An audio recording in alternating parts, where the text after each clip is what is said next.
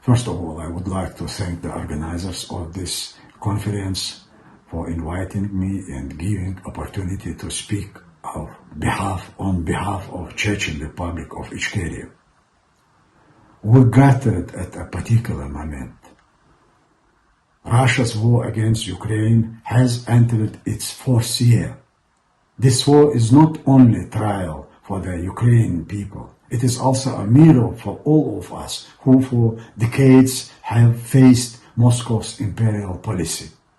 For Chechens, Crimean Tatars, Circassians and Ukrainians, history speaks in unison. We know what deportation means. We know what the loss of statehood means. We know what repression and genocide mean. We understand the price of freedom all too well because each of our nation has paid it with the lives of its sons and daughters. From the first day of the full-scale invasion, we understood clearly this is not only Ukraine's battle. It is a common struggle of all the peoples whom Russia has tried to subjugate. This is why Chechens began forming armed units on Ukrainian soil. Here in Ukraine, the Chechen army has been reborn. For us, it is a profound honor to be a part of the anti-Russian coalition and to contribute to the cause of international security. Today, one thing is evident. As long as Russia remains an empire, we have no future, neither in Chechnya, nor in Crimea, nor in the Caucasus, nor in the Ukraine itself. An empire will always attempt to seize our freedom, our land, and our culture. But we are, if we may use the word, deliberately destined to stand together. Not destined to suffer, but destined to survive together, to fight together, and to prevail together. There is no separate fronts in this war. Ukraine's fate is the fate of the North Caucasus. The fate of the Crimean Tatars is the fate of the Chechens and Circassians, and vice versa.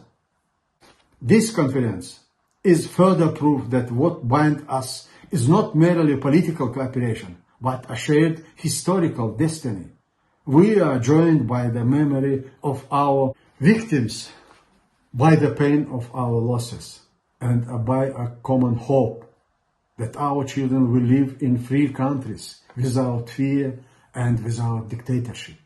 I believe that this solidarity, a new strategy of freedom is being born for Ukraine, for Caucasus, and for all nations whom Russia seeks to deny a future. May today's gathering be a step toward that victory, the victory of truth over falsehood, freedom over oppression, and life over death. Thank you for your attention. In Circassian tradition, the first thing we do is we welcome the guest.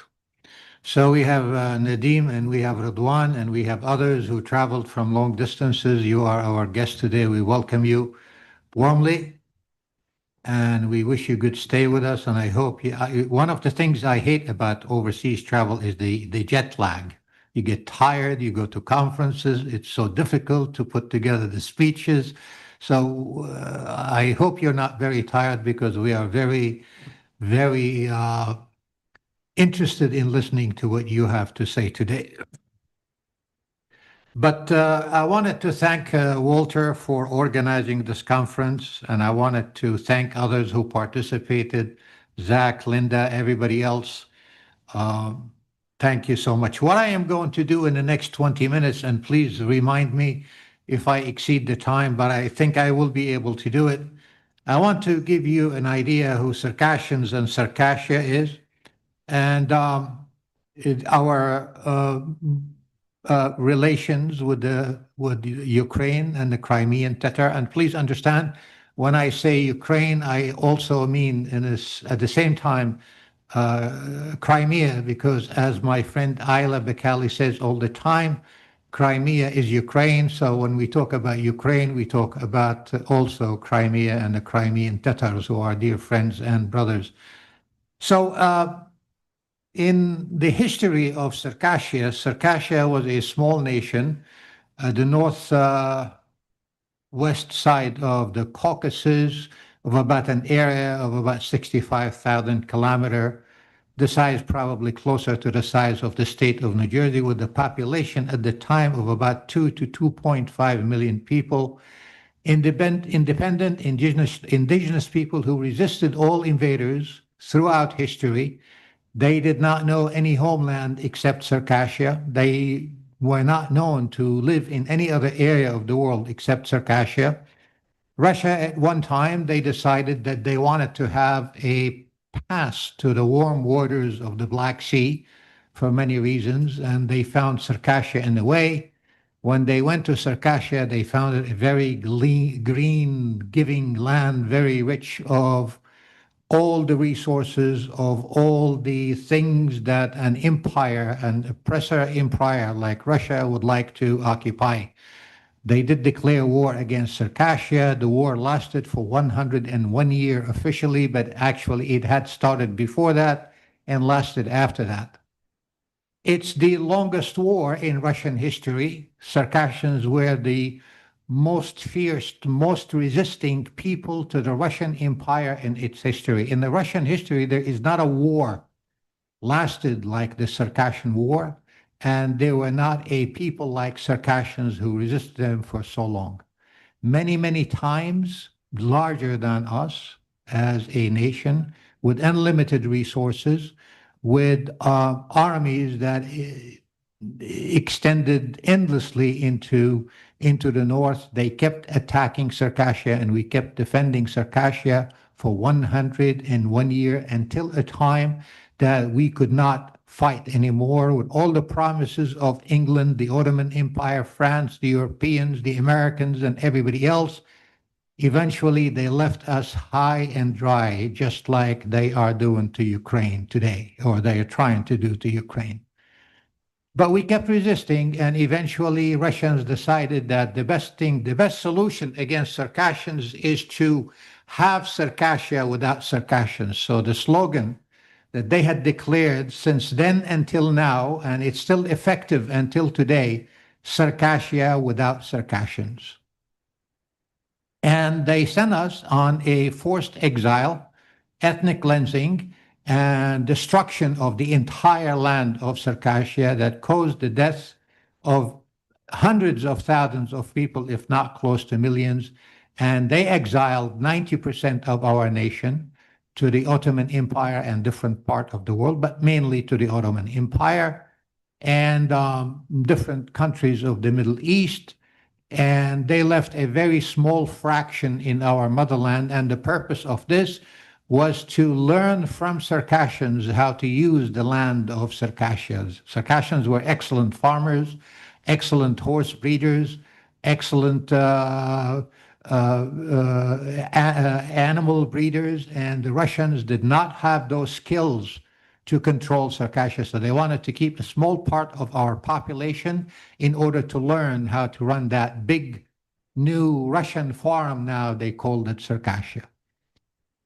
And of course, they resettled the area with so many different nationalities. We went to different parts of the Ottoman Empire, mainly in Turkey.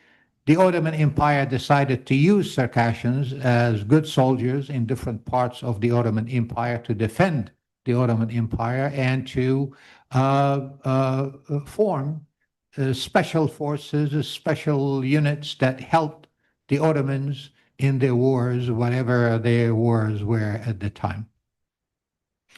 Our people went to all these different nations since 1864 until now. We have built our communities, we have built our organizations. We have in Turkey about 150 organizations. We have in Syria about 11, 12 organizations. We have in Israel about 2, 3 organizations. Jordan, we have many organizations. In the United States, we have few organizations also. The purpose of these organizations was to protect the Circassian identity, the Circassian language, and to hope at one time that we will be able to return to our motherland, Circassia. Now, of course, Russians who really understood deeply the effect of diaspora against them. Since the Soviet Union until now, they have been trying to infiltrate our organization in order to control the Circassian diaspora population, not to form some type of a Circassian national movement that can ask for right of Circassians to get Circassia back. We fight that every day. They infiltrate our organizations every day. They change our plans every day. But we are able to stand face to face with them all the time, and we are able to do the things we need to do with the help of our friends, dear friends, Georgians, Ukrainians, Lithuanians, and others who stand with us, who understood our tragedy, who understood what we are today, and they are standing with us. The control of our organization is a typical one. Anyone who is here, a Ukrainian diaspora, Crimean Tatar diaspora, or Circassian diaspora, understand what they do.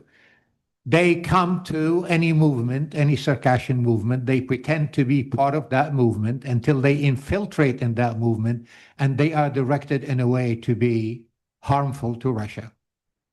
This fact in the past we did not understand. Today we clearly understand, and we stand against it, and we resist, and we are very successful in doing that. Needless to say, Circassian diaspora, whether in Turkey, Syria, Jordan, Israel, or any different place of the world, within a short period of time, they were able to rise and become, so to speak, I mean, that's a description of Paul Goebel, I would like to use it. They all the time managed to become the elite in armed forces, in security forces, in intelligence forces.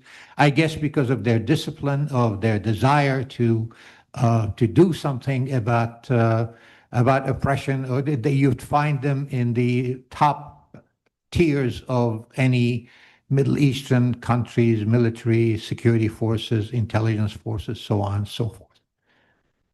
And there is a third element to this, that the distance between the Circassians, 8 million of them in Turkey, about 12% of the population, is a couple of hours away actually from the North Caucasus.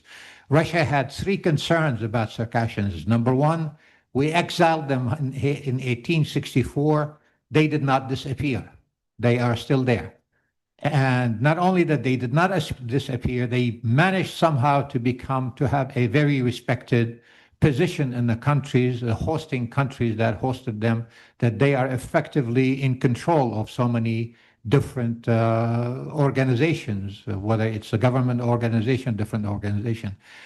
And the third and the most important one is that every single Circassian desire to be part of Circassia today. 158 years later, it's almost unheard of in the history of diaspora people that a nation with such a length of time away from motherland, they still carry that love and that desire to be part of their motherland. So these are major concerns to the Russian Empire.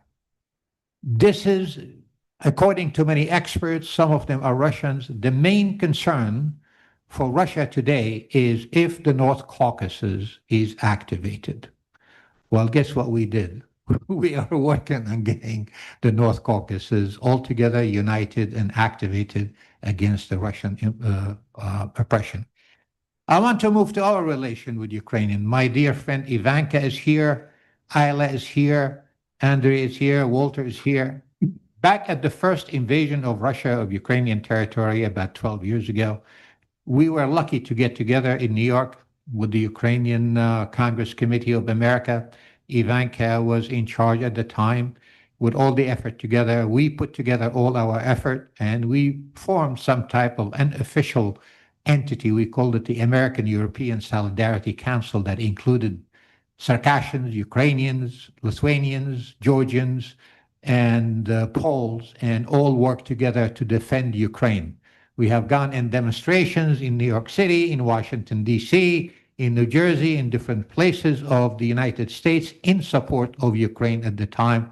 I remember in one of those winters, it was so cold that we had to bring cardboards and stand on them because the sidewalk was so cold and we couldn't stand. So it has been a good relation for so many years, continued until now. We had gone also with the Crimean Tatars in at least one demonstration in New York City when they shut down, I believe, Isla, that radio station that we had to go on a demonstration right. So it has been, and then that good relation continued until a time the second Russian invasion came to Ukraine, and of course all the activism started again. We were lucky to connect with people with the Khorovna Rada. Maria Mesentseva is one person that came to New York City. We had to meet with her, and we explained to her that at this point it might be important for Ukraine to take an internationally recognized issue and address it. And that would be of a human rights nature. And that would be a recognition of a genocide. And we explained to her that this recognition, if Ukraine recognizes the Circassian genocide, well, first of all, this is a big blow to the Russians and their policies in the North Caucasus. Second, it can give Ukraine, with its beautiful, beautiful standing in the world, one more element that shows that Ukraine now is a nation that advocates international human rights, not only for Ukrainians, but also for other people who suffered from Russian oppression. Maria and others and people, Chechens and brothers and others and the Crimean Tatars in Ukraine worked on this issue with the Khorovna Rada until not long ago. Remind me of the date, Adel, if you would, please.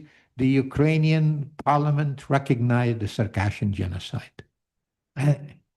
January 9 of 2025, we got the Circassian genocide recognized in Ukraine.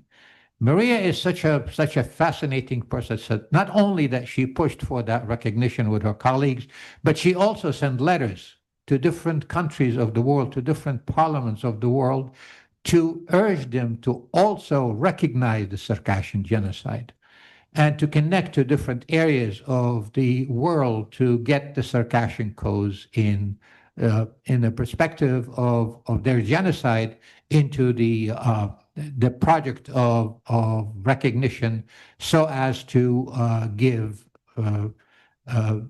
good momentum to the Circassian cause. What this did do to Circassian is very important. It somehow energized Circassians. When we had the recognition in the Georgian parliament, we were called people who worked for the CIA looking to destabilize the North Caucasus, and this is Georgia because they hate Russia. They are doing this right now. It's all political. But when Ukraine recognized the genocide, Russians did not say a word. Not yes, not good, not bad, nothing. Because talk about the Circassian genocide by Russia is only going to prove more that actually the genocide is an issue worth addressing internationally. Now, I wanted to come back to this issue again, but I wanted to talk about what we have done. Now, of course, in the North Caucasus, there are at least five nations, of fairly large size. Circassian is the largest one of them with about 8 to 9 million people, 90% of them in diaspora, but there are also the Chechen, the Ingush, and the Dagestani, these fourth nation. These people, they fought Russia in the same war. They defended their land. They were exiled. They were killed. Genocide were committed against them. And I happen to have a dear friend who is today the Prime Minister of Chechnya, the Republic of Ishkeria, who is commanding a battalion, a military battalion in Ukraine to defend and fight against the Russians. With his connections in Ukraine, of course, who opened the doors for us in many different areas, with his connection in different parts of the world, he thought of an idea that I thought that it was worthwhile doing. And that is to create the so-called North Caucasus Nations Committee, meaning it's not only Circassians today who are united in fighting against Russia or opposing Russia's policy in the North Caucasus and elsewhere, and Ukraine, of course, but now we want to join forces with the Chechens, with the Ingush and the Dagestanis, who are the nations of the North Caucasus. We met in Kiev, actually, to discuss the project. And we got the blessing on that from so many different people in Kiev. And we processed the project, and we established the rhythm and the foundation of that North Caucasus Nations Committee in Brussels not long ago, where we formed the so-called North Caucasus Nations Committee. And the purpose of this is to unify those nations in a way or another and to oppose the Russian oppression inside and outside the North Caucasus and help nations who are actually fighting against Russia, in particular Ukraine. That's the most important thing. So many of you will hear a speech from Prime Minister Zakayev later on today, 5 minutes addressing this conference. But he is the one man that is credited for creating the idea and make it happen. Well respected in Ukraine and in Europe, well connected in all over the place in Europe. Circassians with the Chechens are able to advance beautifully in Europe. Not as much in the United States, but at least in Europe, we have been able to really establish a lot. Where do we go from here? It is very important. We talk about history, and I know fairly good about the Circassian history and other people's history and things like that. But our pursuit of the Circassian genocide recognition is not only to have a historical issue presented today and for people to understand.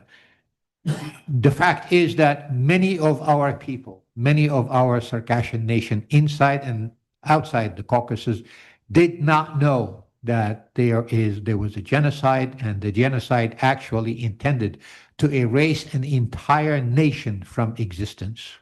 We thought we were Muslims. The Russians wanted to fight us. We decided to take our religion and leave our homeland. This was not the fact. The fact is that they came to us, Muslims or not. They wanted to eliminate the entire nation entirely by itself. So many Circassians today who listen to the news, who hear the news about the recognition of the Circassian genocide, it's giving us an international momentum to get many, many Circassians on our side.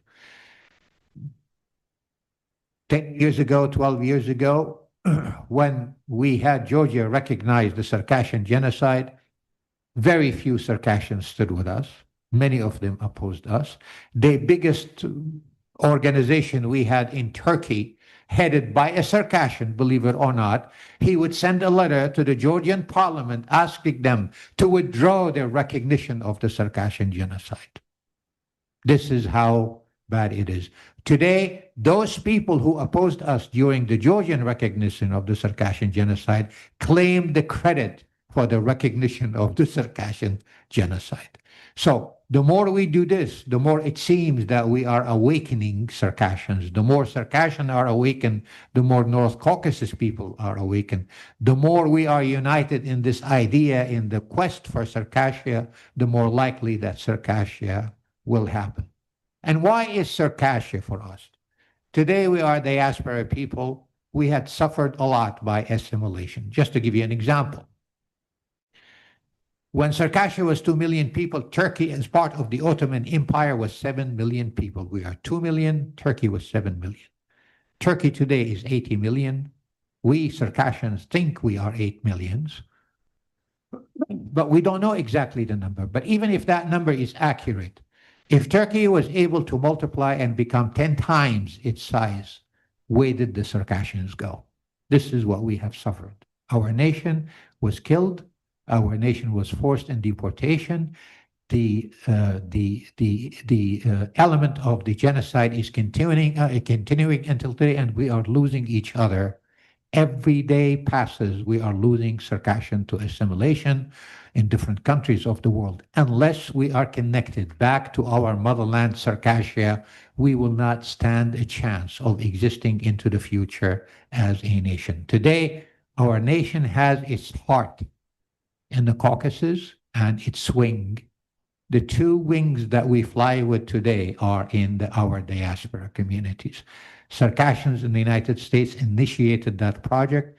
It was responded to by so many people, especially in Turkey and the North Caucasus. But today, the most truthful Circassians who advocate the spirit of Circassia in their mind and their hearts are in the North Caucasus. Combining this with the other North Caucasus nations people, we are looking very, very hopeful into the future of having Circassia. I know that time is up, and I was trying to speak quickly so to save time, but I wanted to tell you that we have today Adil Bashkawi. He is a Circassian, Captain Adil Bashkawi, and we have a book about Circassia in Ukraine. We have 2 copies of this, but Adil is willing to send an electronic copy of this book to anyone. And also we have another publication here that is called Victory, No Surrender in Ukraine, why it matters. We have about 20 copies out there. Anyone who would like to have one, you are more welcome to have it. With that, I thank you very much for the time, and I'm sorry that I have exceeded the time. And Walter, I'll give you back the